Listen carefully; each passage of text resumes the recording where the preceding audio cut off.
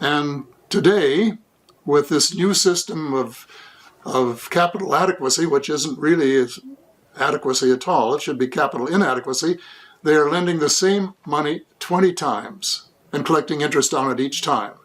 Now that is just legalized fraud.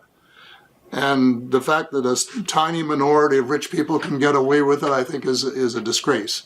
So I've been saying we have to reduce that ratio of 20 to 1 to, say, 3 to 1, and reduce the amount of the proportion of money that banks create from nearly a monopoly to, I'm suggesting, 2/3, so that governments who own the patent on behalf of the people can print 1/3 of the money, 34% is the figure that I use in the book, and use that to balance their budgets and pay for health care and pay for the transition from an oil economy to something that would save the world from global warming, and do other things that are essential, like providing basic food and shelter for people all over the world and giving the poor people a bit of a break.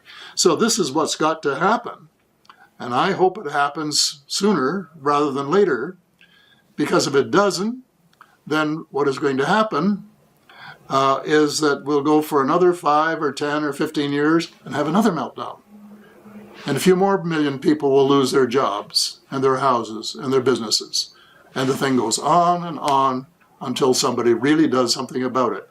And it's going to take a lot of guts to stand up to the banking industry, because they're a tough bunch and they would spend billions to keep this from happening. But at the same time, it would be the greatest service to mankind that any leader or group of leaders could do.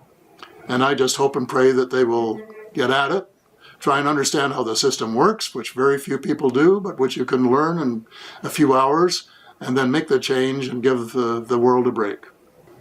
You have said in the beginning of the book that we are hell-bent on destruction, and you have also delineated a lot of the crises in the planet, including the UFO cover-up and the economic problem and the spiritual problem that we do not accept each other and are still warring about this.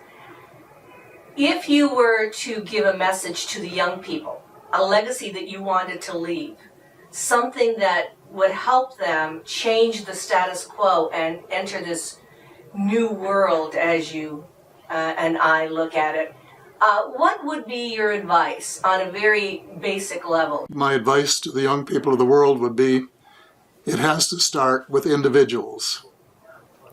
I used to describe this sort of thing like a beach. If the majority of the grains of sand on the beach are clean, it will look beautiful, golden, and be very hospitable. If the majority are covered with oil slick, dirty, or translated into the wider problem, evil, or uncaring or self-centered, then you have a dirty beach, which is very unattractive. And that is much of what's going on in the world today. We have very little personal integrity. Every time you pick up a paper, somebody's ripping off somebody. The government officials are ripping off the people, or some people are trying to rip off the government by not paying their taxes or something, to show that they're going in the opposite way to what we have to go. But this has to start with individual people, and it has to come from the bottom up, not from the top down, although I must say that, good leadership is very important, and if you can get somebody with high moral and ethical standards at the top, this will rub off on some of the younger people. But basically, the young people have to change the world one at a time, individually, and try to make their motto to leave the world in a little better place than when they found it. And if everyone does that, they'll plant a tree or two, or pick up a can or two, or do whatever is necessary, donate $1 or $2 for somebody else that's in worse situation than they are. And then, if enough people do that, they will then put the political pressure on the leaders to make the macro changes. that are essential to change the monetary system and to stop global warming and to do the other things that have to be done to, in effect, save the world.